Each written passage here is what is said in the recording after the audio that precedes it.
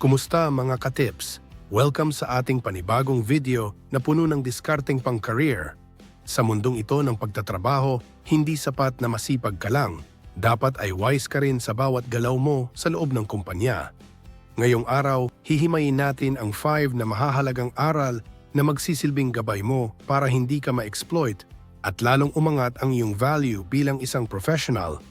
Mula sa tamang mindset tungkol sa kumpanya hanggang sa pagprotekta sa iyong sariling pangalan, lahat ay tatalakayin natin sa modern at praktikal na paraan.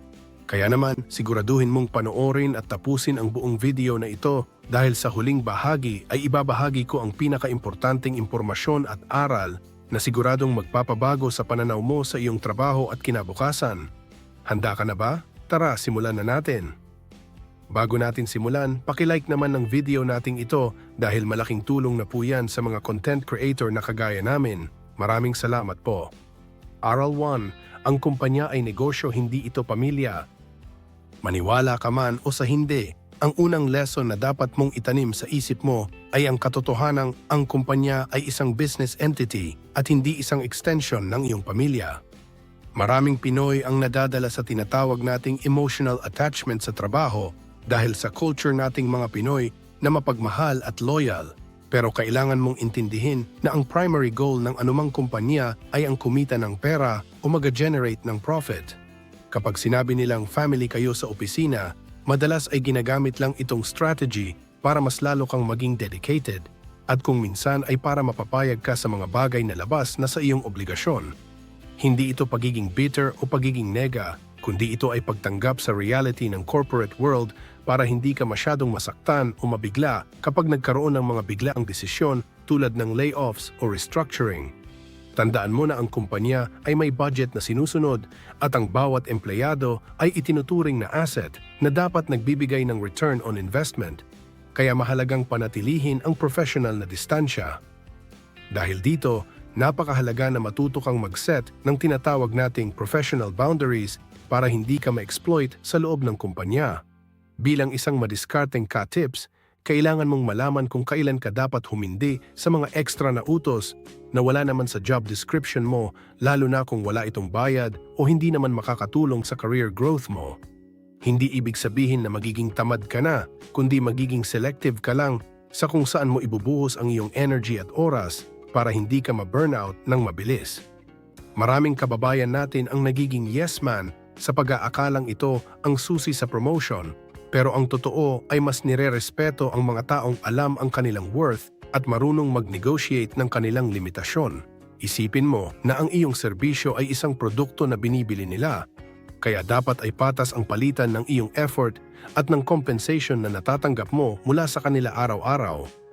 Isa pang practical na paraan para protektahan ang sarili mo ay ang pagiging result-oriented imbes na mag-focus lang sa pagiging masipag sa paningin ng iba. Sa mata ng management, hindi sapat na nakikita kanilang laging busy o laging overtime dahil ang tunay na tinitingnan nila ay ang impact ng ginagawa mo sa bottom line ng negosyo. Kung ikaw ay nasa sales, gaano kalaking revenue ang naipasok mo? O kung ikaw naman ay nasa admin, gaano karaming process ang napabilis mo para makatipid ang kumpanya? Kailangan mong i-align ang bawat task mo sa goals ng kumpanya para maging indispensable ka hindi dahil sa mabait ka, kundi dahil sa mahalaga ang output mo. Huwag mong itaya ang buong pagkatao o kaligayahan mo sa validation ng boss mo dahil ang business decisions ay madalas na walang emosyon at nakadepende lang sa kung ano ang nakasulat sa kanilang financial statements every quarter. Para maging legit at handa sa anumang mangyayari, ugaliin mong magkaroon ng documentation sa lahat ng iyong achievements at praises na natatanggap mula sa mga client o higher-ups. Sa kumpanya, ang lahat ng bagay na hindi nakasulat ay madaling makalimutan, kaya kailangan mong gumawa ng sarili mong folder kung saan nakasave ang mga screenshot ng mga thank you emails o mga reports na nagpapakita ng success ng projects mo. Ang documentation na ito ang magsisilbing resibo mo kapag oras na para humingi ng salary increase o promotion dahil hindi mo pwedeng sabihing pamilya naman tayo para lang makakuha ng dagdag na sahod.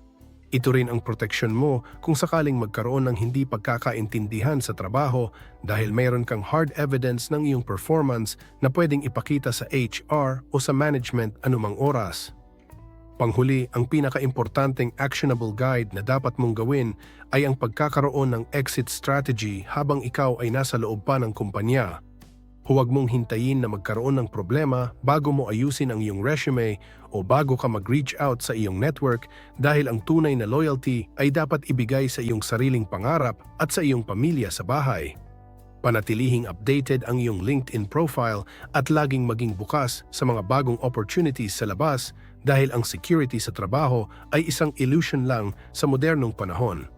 Kapag naintindihan mo na ang kumpanya ay isang stopover lang para sa iyong financial stability at career growth, mas magiging malinaw ang bawat desisyon mo at hindi ka madaling madidiktahan ng takot.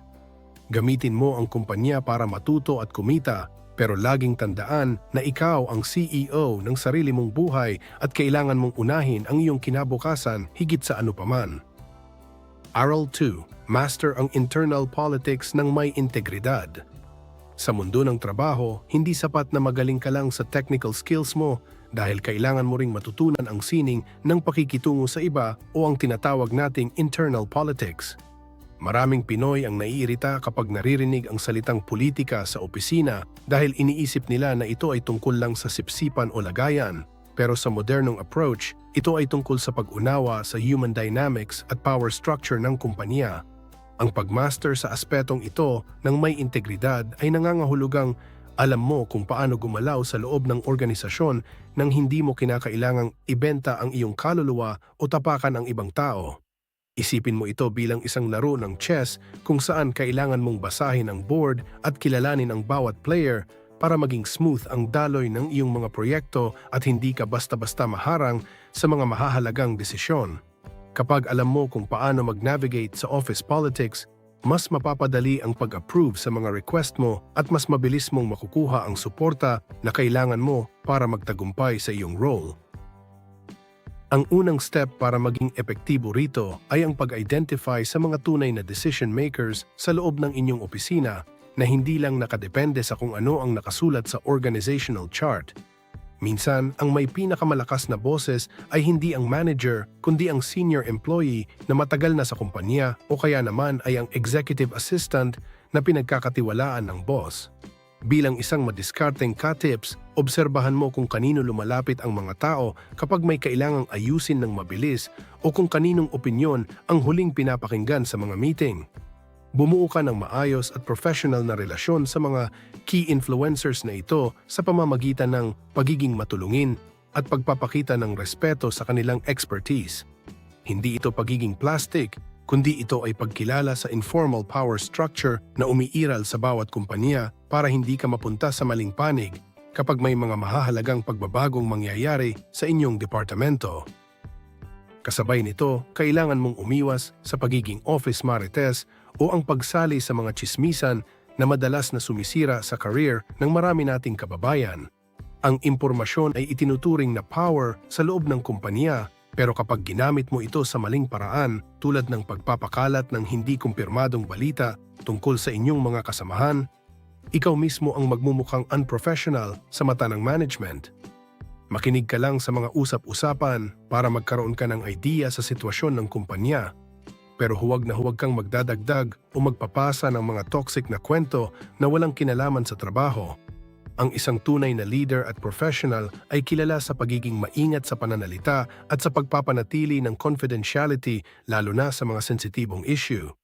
Kapag nakita ng mga tao na mapagkakatiwalaan ka sa impormasyon, mas magiging komportable silang makipag-collaborate sa iyo at mas lalakas ang iyong credibility bilang isang seryosong empleyado. Napakahalaga rin ng tinatawag nating visibility strategy o ang sining ng pagpapakita ng iyong halaga nang hindi nagmumukhang nagyayabang sa harap ng marami.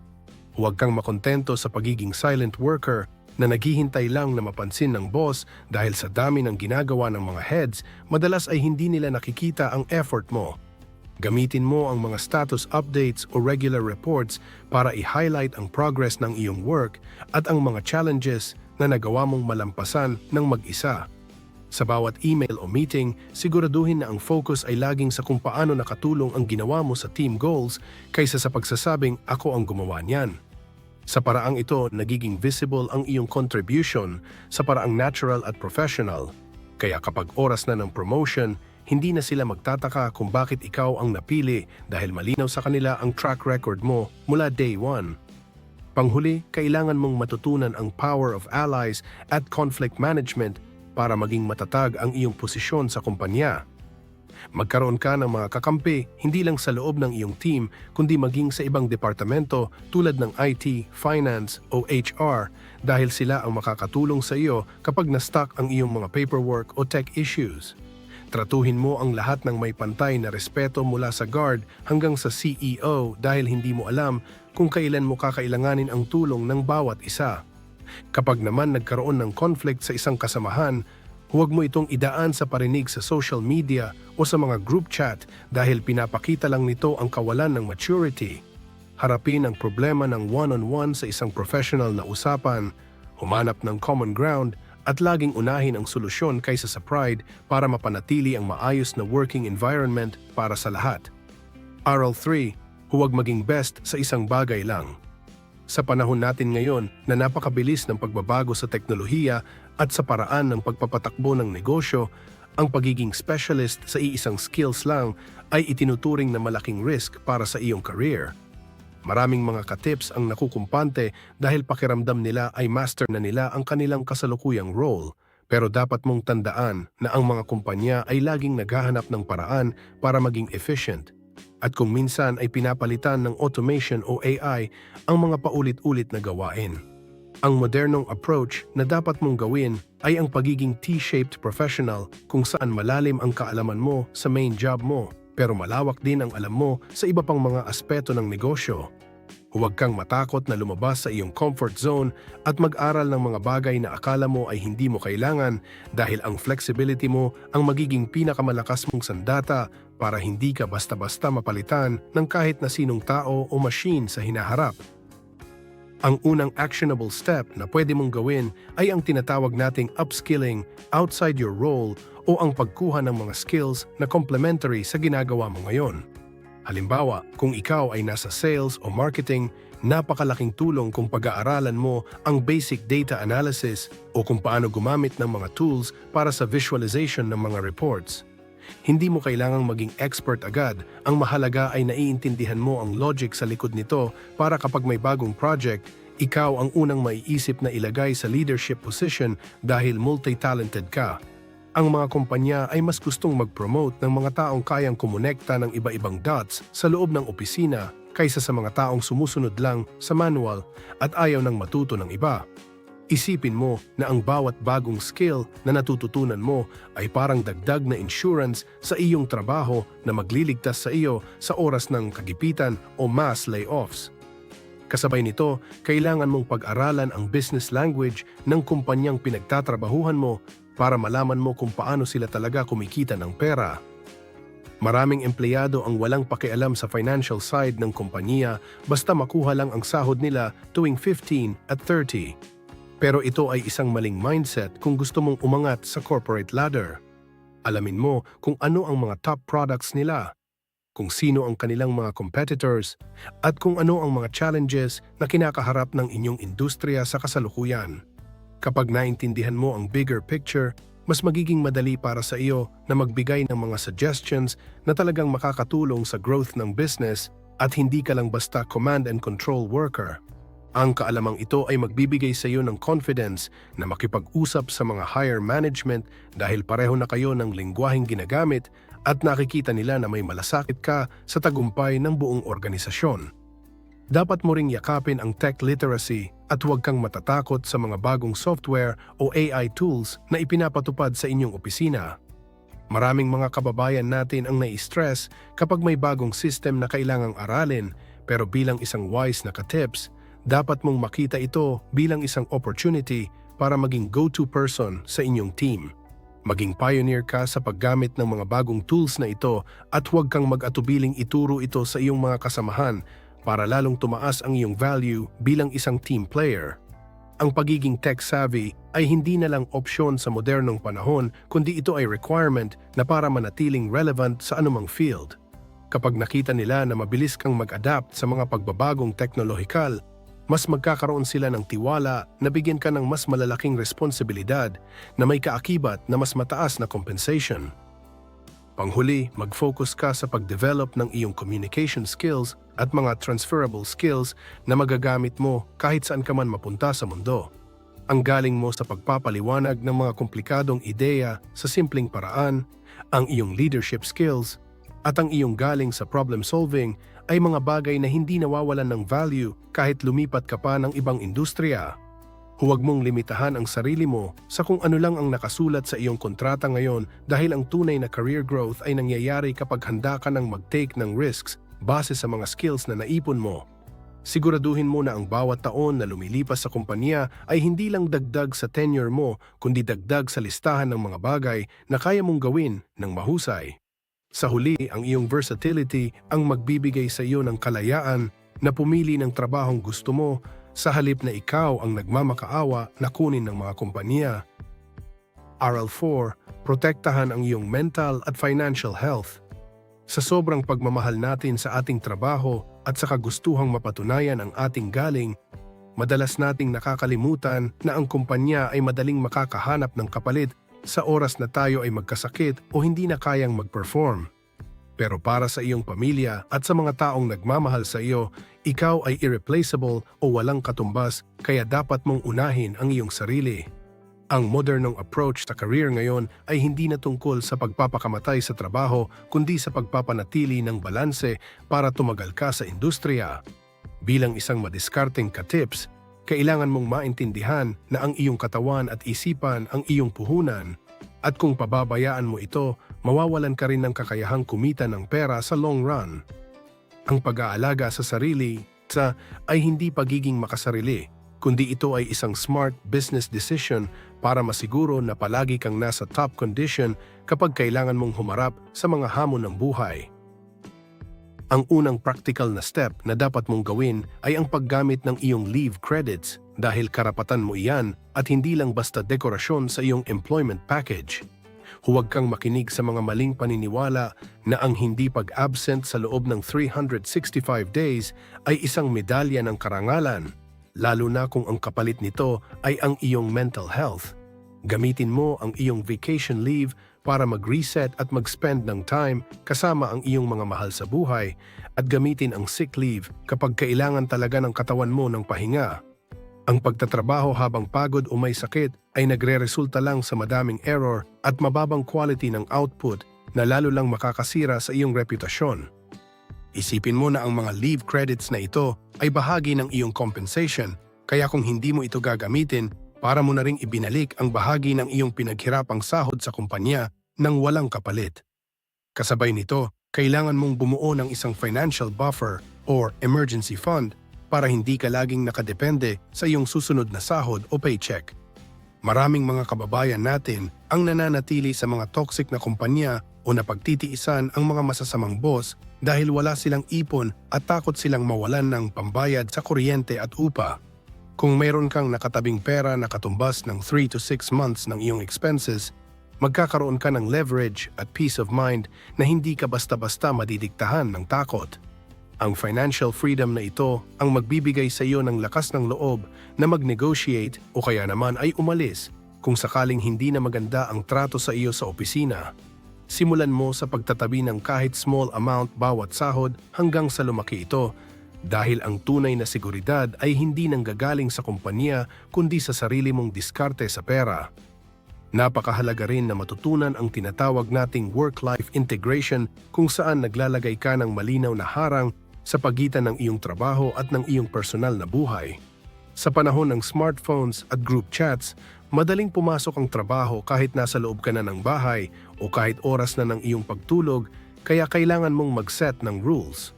Iwasan ang habit na pagsagot sa mga email o messages kapag 10:00 ng gabi na, maliban na lang kung ito ay isang seryosong emergency na hindi pwedeng maghintay bukas. Turuan mo ang iyong mga kasamahan at boss kung kailan ka pwedeng i-reach out para matutunan din nilang irespeto ang iyong pribadong oras. Kapag palagi kang available, iniisip nila na okay lang na istorbohin ka kahit kailan. Kaya kailangan mong ipakita na ang iyong oras sa labas ng opisina ay para sa iyong sarili at sa iyong pahinga. Panghuli, huwag mong kalimutan ang iyong physical wellness at ang pagkakaroon ng mental reset sa pamamagitan ng mga hobbies na walang kinalaman sa iyong career. Ang matagal na pag-upo sa harap ng computer ay may masamang epekto sa kalusugan, kaya ugaliing mag-stretch at uminom ng maraming tubig sa buong araw. Maghanap ka rin ng mga aktibidad na magpapasaya sa iyo. Maging ito man ay pagluluto, paglalaro o simpleng paglalakad sa park. Para hindi lang puro KPI at deadlines ang laman ng iyong utak. Ang pagkakaroon ng buhay sa labas ng trabaho ay nakakatulong para maging mas creative at mas focus ka kapag bumalik ka na sa iyong desk. Tandaan mo na ang kumpanya ay tatakbo pa rin kahit wala ka. Pero ang buhay mo ay iisa lang, kaya piliin mong maging healthy at masaya habang tinatrabaho mo ang iyong mga pangarap. Aral 5, ang iyong personal brand ang tunay na asset. Sa huling aral na ito, kailangan mong maintindihan na sa loob man o sa labas ng kumpanya, ang iyong pangalan at reputation ang pinakamahalagang investment na hawak mo. Maraming mga ka-tips ang nagkakamali sa pag-aakalang ang titulo o ang pangalan ng kumpanya ang nagbibigay sa kanila ng halaga. Pero ang totoo ay ang iyong personal brand ang nagdadala sa iyo sa mas malalaking oportunidad. Ang modernong approach sa career ay ang pagtrato sa iyong sarili bilang isang negosyo kung saan ang iyong trabaho ay ang iyong kliyente. Kapag ganito ang mindset mo, hindi ka lang basta susunod sa utos, kundi sisiguraduhin mong ang bawat output na ilalabas mo ay dekalidad dahil nakatatak doon ang iyong pangalan. Ang iyong brand ang dahilan kung bakit ka kukunin ng ibang kumpanya o kung bakit ka pagkakatiwalaan ng mga tao kahit wala ka na sa iyong kasalukuyang posisyon. Kaya dapat mo itong alagaan ng higit pa sa anumang material na bagay. Ang unang step para mabuo ang isang matibay na personal brand ay ang pagpapahalaga sa work ethic higit sa iyong natural talent o katalinuhan. Sa totoong buhay sa loob ng opisina, mas pinipili ng mga boss at mga kasamahan ang taong on time, madaling kausap at laging maaasahan kaysa sa isang henyo na napakahirap namang pakisamahan o laging late sa mga deadlines. Ang pagiging reliable ay isang rare na trait sa panahon ngayon, kaya kung ikaw ang taong laging nakatutupad sa pangako, mabilis na aangat ang iyong pangalan sa listahan ng mga top performers. Huwag mong maliitin ang mga simpleng bagay tulad ng pagpasok ng maaga o ang pag-update sa iyong team bago ka hanapin, dahil ang mga ito ang bumubuo sa iyong imahe bilang isang disiplinado at professional na tao. Ang talent ay pwedeng matutunan, pero ang tamang ugali at disiplina ay nanggagaling sa loob at ito ang tunay na nagpapa-stand out sa iyo. Dapat mo ring tandaan na ang consistency ay key sa pagbuo ng kredibilidad, dahil ang reputasyon ay hindi nabubuo sa isang gabi o sa isang malaking project lang. Maraming empleyado ang nagpapakitang gilas lang kapag bago pa sila sa trabaho o kapag malapit na ang performance review, pero pagkatapos noon ay bumabalik na sila sa pagiging petics. Bilang isang seryosong ka-tips, kailangan mong ipakita na ang kalidad ng trabaho mo ay pareho mula Monday hanggang Friday at mula January hanggang December. Ang pagiging consistent ay nagbibigay ng mensahe sa iyong paligid na seryoso ka sa iyong career at hindi ka lang naglalaro. Kapag napatunayan mo na ang iyong galing ay hindi tsamba kundi bunga ng iyong sistema at dedikasyon, mas magiging madali para sa management na bigyan ka ng mas mataas na budget o mas malalaking proyekto dahil alam nilang hindi ka bibigo. Sa digital age na kinabibilangan natin ngayon, kasama rin sa iyong personal brand ang iyong online footprint, kaya dapat mo itong i-curate ng maayos. Ayusin mo ang iyong LinkedIn profile at siguraduhin na sumasalamin ito sa mga skills at achievements na nagawa mo sa iyong career. Maging maingat din sa mga posts sa Facebook o iba pang social media platforms dahil madalas na tinitingnan ito ng mga HR at headhunters bago kanila alokin ng bagong role. Hindi naman kailangang maging boring ang iyong online life, pero iwasan ang pagpo-post ng mga negatibong bagay tungkol sa iyong kumpanya o mga kasamahan dahil pinapakita nito ang kawalan ng maturity. Gamitin ang social media para ipakita ang iyong mga natututunan at ang iyong passion sa trabaho para maging magnet ka ng mga magagandang opportunities mula sa iba't ibang panig ng mundo. Panghuli at ang pinakaimportante sa lahat ay ang pagpapanatili ng integrity sa lahat ng oras, dahil ang tiwala ay napakahirap ibalik kapag ito ay nasira na. Huwag mong hayaan na madungisan ang iyong pangalan dahil sa maliliit na pandaraya tulad ng time theft, pagkuha ng office supplies o pagsisinungaling sa mga reports. Ang pagiging matapat sa maliliit na bagay ang susi para mapagkatiwalaan ka sa mas malalaking bagay sa hinaharap. Maging generous ka rin sa iyong kaalaman sa pamamagitan ng pag-mentor sa mga bagong empleyado dahil ang pagtulong sa iba ay hindi nakakabawas sa iyong galing, bagkus ay nagpapakita ito ng iyong leadership potential. Tandaan mo na sa dulo ng iyong career, hindi lang ang pera o ang titulo ang maiiwan sa iyo, kundi ang legacy at ang magandang pangalan na binuo mo sa loob ng maraming taon sa industriya. Bilang pagtatapos, ka-tips, laging tandaan na ang iyong career sa anumang kumpanya ay isang marathon at hindi isang sprint.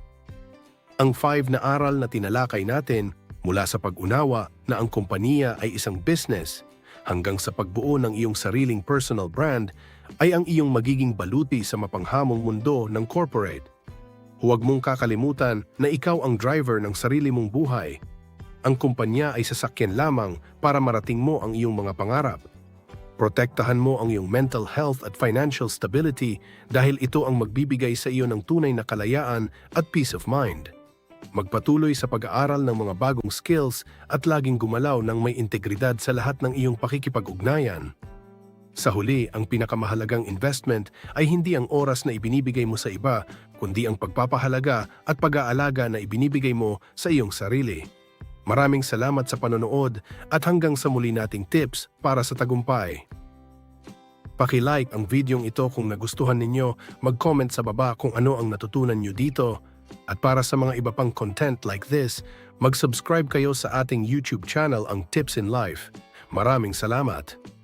Disclaimer, ang lahat ng impormasyon na ibinahagi dito ay para sa edukasyon at inspirasyon lamang. Ito ay hindi financial advice.